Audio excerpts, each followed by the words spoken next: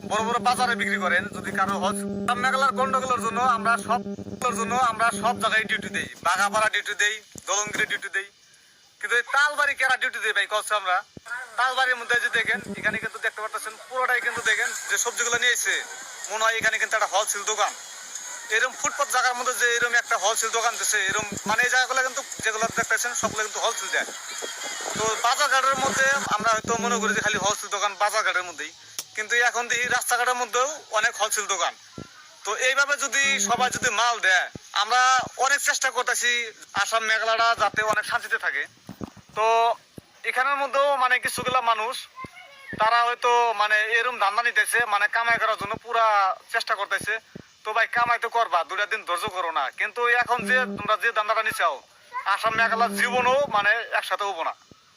তো তুঙ্গরের জন্যই মানে অনেক মানুষের অসুবিধা হয়ে গেছে। কারণ কিছুগুলা মানুষ দেখেন রাত নাই দিন নেই তারা ডিউটি করে মানে তারা আসাম মেঘালয় মানে মিল মিছিলের জন্য তারা চেষ্টা করতেছে।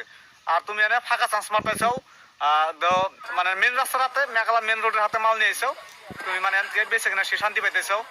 তো আমাদের যে ডিস্ট্রিক্টের যতগুলো মানুষ আছে তুমি কিন্তু কারো চিন্তা করতেছো না। তো যার যার বেচার ইচ্ছা আছে ভাই, কুচনিপাড়া আছে, মানকাসর আছে, হাটসিংমারি আছে, এইসব বড় বড় বাজারে বিক্রি করেন। যদি কারো হোলসেল দেওয়ার ঠেকা আছে তো এই জায়গার মধ্যে কি জন্য নিয়ে আসছেন বিক্রি করার জন্য, হোলসেল দেওয়ার জন্য? তো অনেক বড় বড় বাজার আছে, তো সে জায়গায় নিয়ে যান। তো এই জায়গার মধ্যে নিয়ে এসে তো আসাম মেঘালয় যে কেসালটা বাড়ছে এটা মানে আমরা মিল মিছিল করার জন্য আমরা সবাই চেষ্টা করতেছি। আর তোমরা কি মিল মিছিলটা ভাঙার জন্য চেষ্টা করতেছো? তো ভাই তোমার কাছে একটা অনুরোধ রইলো, তোমরা ভাই এই জিনিসটা বন্ধ করো, এই মাল পাচার করাটা বন্ধ করে দাও।